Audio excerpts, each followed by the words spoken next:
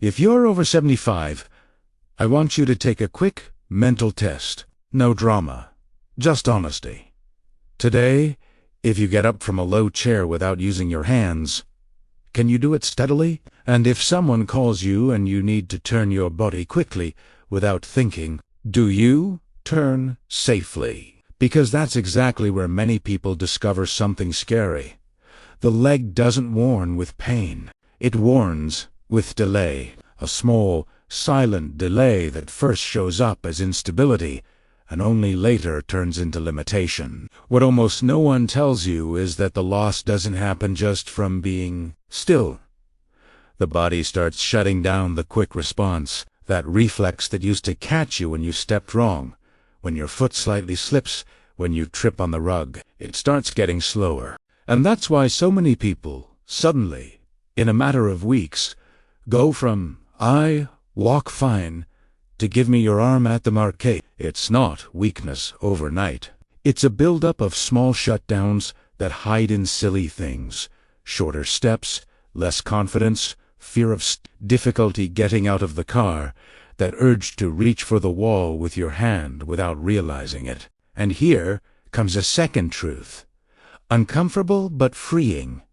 Walking doesn't solve the root of the problem. Walking is like keeping the engine running in neutral. It helps circulation, helps mood, helps the heart, but it doesn't force the body to rebuild the parts that help you stand up. Stabilize your hips, lock your ankle, and react when something goes off. And when those parts weaken, the person may still walk, but they walk smaller, taking shorter steps, dodging less, avoiding going out, avoiding bad sidewalks, avoiding stairs, and without noticing, they lose even more. Now comes the good part. This is not a sentence. There is a type of exercise that works like a wake-up call for your balance and strength system. It's not heavy gym work, it's not impact, it's not suffering. They're simple movements, but very specific. The kind that seem easy until you do them the right way, slowly, with control. And it's that control that helps the body relearn how to respond. Today, I'm going to show you 5 exercises in order from the most accessible to the most powerful. They were chosen for a clear reason. Each one activates an essential part of your independence. One strengthens the ankle, another brings back thigh and another stabilizes the hips. Another trains the act of sitting and standing as an autonomy drill. And the last one is the one that usually changes the game because it combines strength, balance, and coordination in one go, even for those who start by holding onto a chair. Just one important note. Here, the goal is safety. You can use support, reduce range, go at your own pace. Sharp pain is not a sign of progress. And if you've had recent surgery, frequent dizziness, or a serious knee or hip problem, it's worth talking to a professional before making changes. Now tell me in the comments, what's your age, and what situation makes you feel most insecure today? Getting up from the couch, stairs, standing balance, or fear of tripping? Because exercise number 5 is one of the most ignored, and it's exactly the one that starts bringing back steadiness right away. Notice how the body is smart at hiding problems. It compensates. When the leg loses strength, you don't shut down all at once. You start using the hip differently, leaning more on the stronger side, shortening your step, stepping wider to feel safer. You can live like this for a while, until one small thing becomes big, a higher step, a rug that rolls up, an uneven sidewalk, a quick turn in the kitchen. That's when many people realize the danger isn't just weakness. The danger is the delayed response. And that's why we're going to do the opposite of what your routine does to you. Your routine puts you on autopilot. Sit, get up in a rush, always walk at the same pace, avoid what scares you. Here, the goal is to train your body to wake up again. Ankle firmness, thigh endurance, hip stability and control on the way down, because it's on the way down that many people lose knee and hip protection without realizing it. Before we start, 2 simple agreements that save your workout and avoid scares. First, support is not shameful, it's strategy. A sturdy chair, a wall, a counter. Second, slow is stronger than fast. When you go slow and controlled, you recruit more muscle, organize your body better, and train balance without needing impact. And if sharp, pointed pain shows up that feels wrong, don't push through. Adjust the range. Change the position. Reduce the load. The idea is to build confidence, not prove bravery. Today's list starts with an exercise many people think is silly, but it's silly until you realize how much your ankle controls the rest of your body. If the ankle doesn't hold, the knee suffers. If the knee doesn't trust, your step shortens. And when the step shortens, the hip works crooked and the thigh gets even weaker. So, let's start from the base. First movement, going up and down on the balls of your feet. That's standing heel raise, se ims, simply. But it's one of the most direct exercises to restore ankle firmness and remove that feeling of heavy legs at the end of the day. Do it like this: stand behind a sturdy chair. Don't hang on it.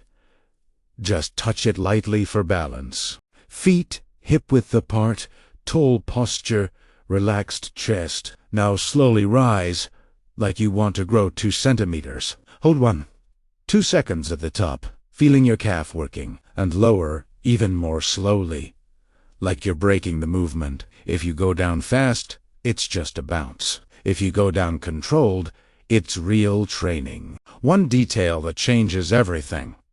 Many people lock the knees and do it with stiff legs. Try leaving the knees slightly unlocked. Hustalitla. This makes the calf work more completely and gives a better feeling of stability. Breathing matters too. Exhale when going up, inhale when going down. Seems silly, but it avoids that neck tension and pressure feeling that shows up when we hold our breath. Safe start. 3 sets of 12 to 20 repetitions. If 20 is too much, do 10. Well done. And that's it. The body responds more to well done than to a lot. And want a way to fit this in without making it a big deal. 1 set while the coffee brews, another while brushing your teeth, another before bed. That builds consistency without mental exhaustion. Common mistakes to avoid: putting all your weight on your toes and lifting the heel crooked, leaning the body forward, going up fast and crashing down, and doing it with your feet too turned out like a duck, because then you cheat with your hips. Keep it simply. Go up straight, hold, go down, controlled. Progression after a few weeks. Do it 1 foot at a time, but always with support. The first time you do it unilaterally, it feels like your calf wakes up differently, and the ankle starts communicating with your balance. If you get cramps easily, reduce the range and increase rest between sets. Better to do less and consistently than a lot and get stuck. Now, the next exercise already steps up the intensity and hits the area that determines your independence. The front of the thigh. It's what gets you out of the chair. It's what holds you on the way down the stairs. And that's why so many people say my leg can't take it anymore when, in fact, the thigh has been crying for help for a long time. Second movement. Sitting in the air against the wall. The famous wall sit or isometric wall squat. I like it because it trains strength without repeating movement and without needing weights. And done the right way, it's friendlier to the joints than it seems. How to do it. Lean your back against the wall, feet slightly in front of your body. Slowly slide down until you find a point where you feel your thigh working, but without knee pain. It doesn't need to be that perfect angle. You don't need to sit all the way down. For many people, starting higher is ideal. The goal at first is to hold for 15 to 30 seconds with control and breathing. If you can only do 10, that's okay. You'll do more sets. Here's the detail that protects the knee. Avoid letting the knee go too far in front of the foot. Think about keeping the weight more on your heel and the knee pointing in the direction of the toes without falling inward. And pay attention to where it's burning. The target is the front of the thigh. If the knee is complaining, raise up a bit, reduce the depth, and adjust foot position. A way to progress without injury is growing by seconds. You don't need to double the time all at once. Do 20 seconds today. Next week, try 25.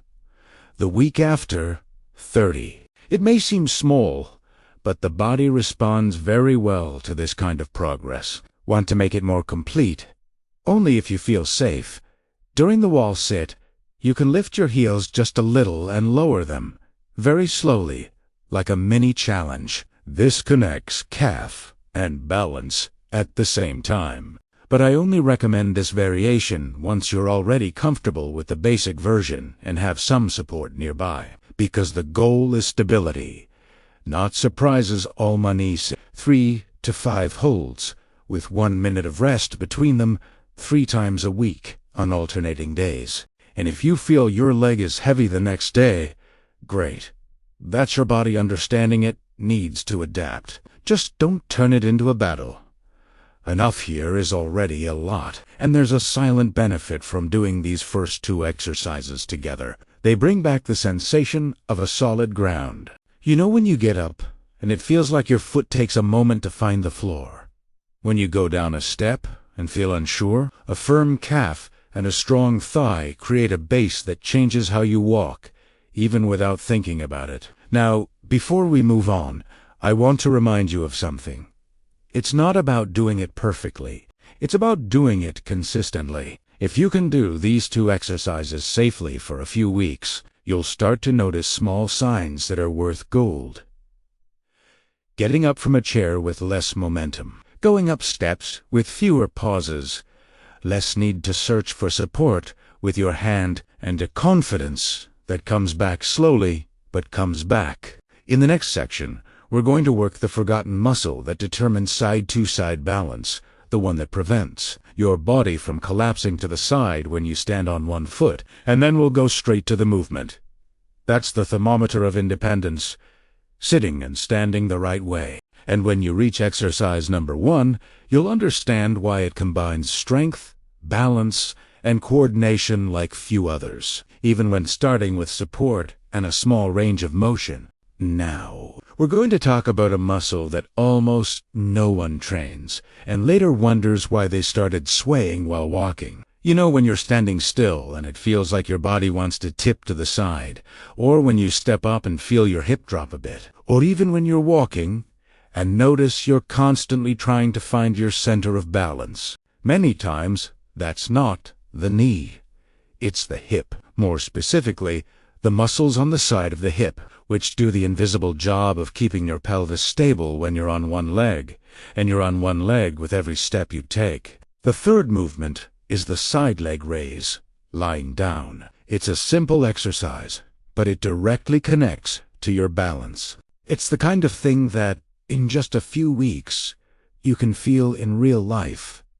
Less insecurity when turning, more stability when walking on uneven sidewalks, and more control when going up and down stairs. To do it properly, lie on your side on a mat or a folded blanket. The bottom leg stays slightly bent to give you stability, and the top leg stays straight. Now, here's what separates real exercise from just moving your leg in the air.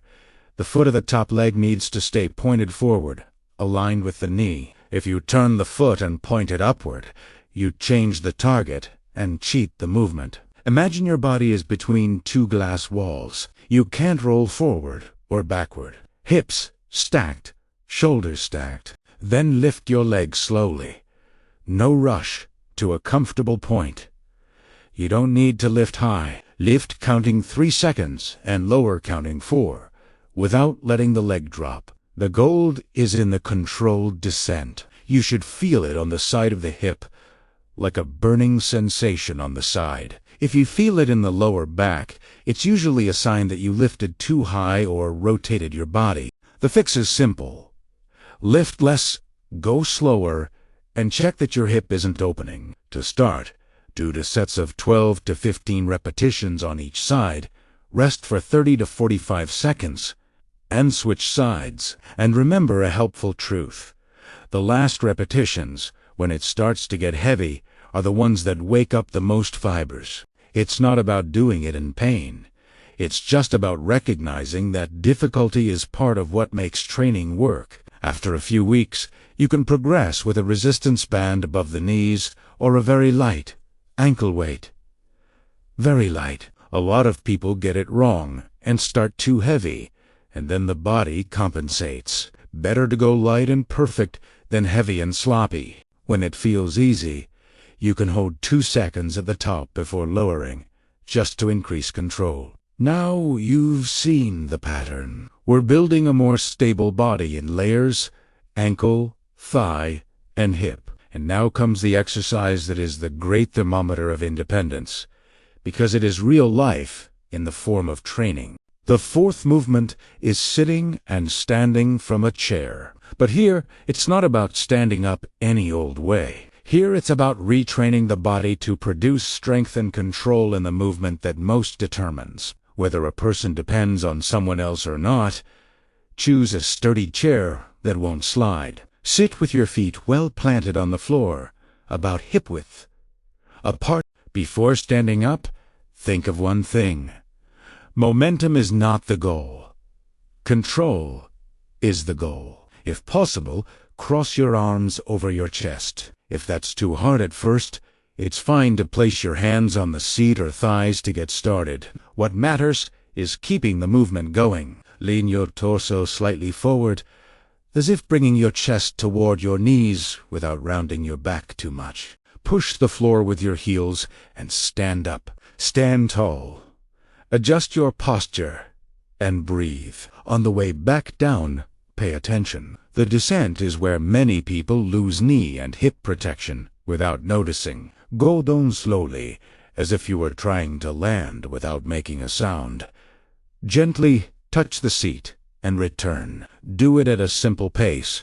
Rise counting 2 seconds and lower counting 3 to 4. This changes everything, because that's when the body understands it needs to get stronger. To start, do 3 sets of 8 to 10 repetitions, resting 1 minute between sets. If 8 is too much, do 5. If 10 feels easy, stick with it for a few weeks before increasing. Watch your knees during the movement. They should point in the direction of your feet without caving in. This detail protects and also improves efficiency. To progress safely, you can use a slightly lower chair. Place a firm cushion and gradually reduce the height.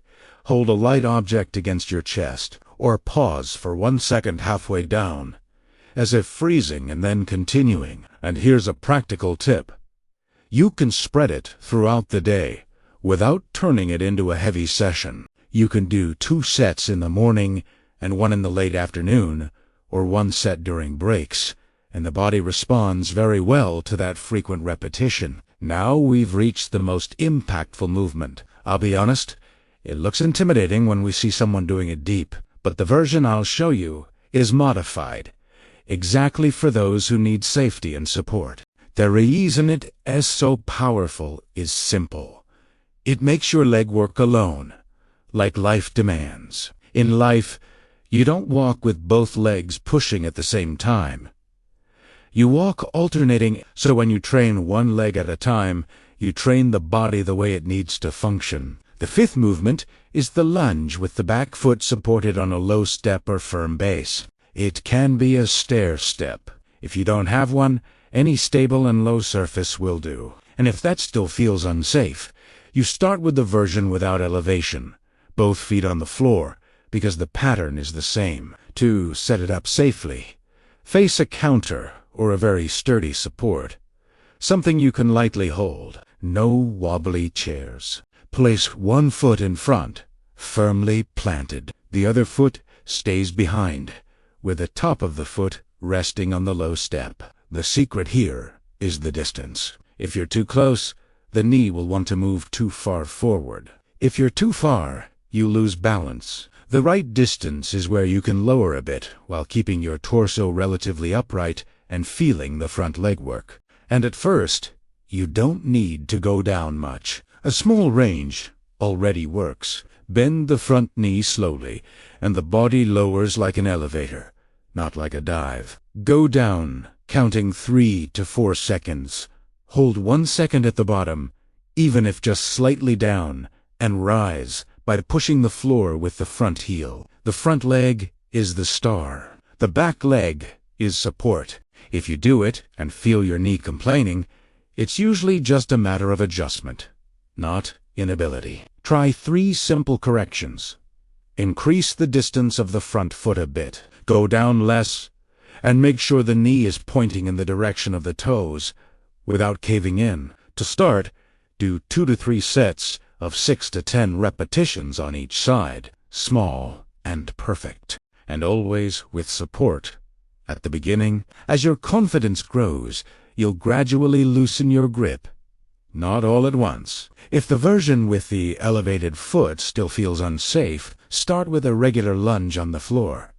1 foot in front and the other behind, and lower just a bit while holding the support. The pattern is the same. The idea is to train one leg to dominate the movement. This exercise changes the game because it combines thigh and glute strength, hip stability, ankle firmness, and coordination. It's like your body gets a clear message to become solid again. Now, how to put it all together without turning it into an impossible challenge. 3 times a week, on alternate days, you do a short warm-up of 2 to 3 minutes, marching in place and moving your ankles. Then, you do the heel raises in 3 sets of 12 to 20 repetitions, the wall squat in 3 to 5 holds of 15 to 30 seconds, the side-lying leg raise in 2 sets of 12 to 15 repetitions per side, the sit-to-stand in 3 sets of 8 to 10 repetitions, and the supported lunge in 2 to 3 sets of 6 to 10 repetitions per side. If that feels too heavy in the beginning, cut the volume, not the consistency. Do half the sets. Do only 2 exercises a day and alternate. What you can't do is wait for the perfect day because improvement comes from repetition. And to wrap up, I want to leave you with an idea that changes your mindset. It's not about becoming an athlete. It's about regaining authority over your own body. It's about getting up from a chair without negotiating with your hands, climbing stairs without thinking twice, and walking down the street looking forward, not at the ground in fear. So make an agreement with yourself. Today, still today, choose one exercise and do the easiest version, with support, slowly. Tomorrow, repeat. And in 2 weeks, you'll notice the first change, not because there's a miracle, but because the body responds when you give it the right stimulus. Now tell me, which of these movements do you feel will help you the most? The heel raise, the wall squat, the side hip raise, the sit to stand, or the supported lunge? You got this far for a reason. Deep down, you've already realized that the leg doesn't get weaker just because age passed. It gets weaker when the body stops receiving the right stimulus and when we start adapting to fear without noticing. A handrail here, a support there, a shorter step, a slower walk, and suddenly the world starts getting smaller. The good news is that this shrinking isn't mandatory. When you train the right parts, the body starts responding again. And when the body starts responding, confidence comes back too. What you saw today is not a collection of random exercises. It's a sequence that rebuilds the base of your independence. First, ankle firmness so the foot stops searching for the ground. Then, thigh endurance to stand up and go down with control. Then, side hip stability so you stop tipping sideways without noticing. Next, the sit and stand drill, which is practically the most important movement of daily life. And finally, the supported lunge, which brings together strength, balance, and coordination. Because in real life, each step is one leg working more than the other. Now, the detail that decides whether this turns into results or just information is simple. Consistency. You don't need to do a lot, you need to do it regularly. 3 times a week on alternate days is enough for the body to get the message. And if today you're having a weaker day, that's okay. Do fewer reps, do fewer sets, use more support. The workout that works is the one you can repeat without getting hurt and without creating fear of starting. And pay attention to something important. You don't need to wait until you're worse to start. In fact, the sooner you start, the faster the improvement appears. In a few weeks, the sign of progress is usually very concrete. Getting up from the chair feels less like a negotiation. Stairs require fewer pauses. The foot feels more stable. And that sensation of instability, that silent fear, starts to fade. Not because you got braver, but because your body got better prepared. So let's make a practical deal right now. As soon as this video ends, pick just one movement. 1. The easiest version. With support. Slowly. It can be the heel raise behind the chair. It can be a well-controlled sit to stand. It can be the side-lying leg raise. Any of them. Do it today. Repeat tomorrow. And next week, gradually add the others. That's the safest way to turn this into a routine without quitting halfway. If you want, tell me your age and which movement you chose to start with. And also tell me which situation bothers you most today. Getting up from the couch, climbing stairs, balance, or fear of tripping. Because when you say that, you're not just leaving a comment, you're making a commitment to yourself. And believe me, there are many people your age reading and needing the same push. And remember this, your legs don't have to give up on you. They just need you to start training them the right way again. Start small, do it safely, repeat with patience. Your independence is worth the effort.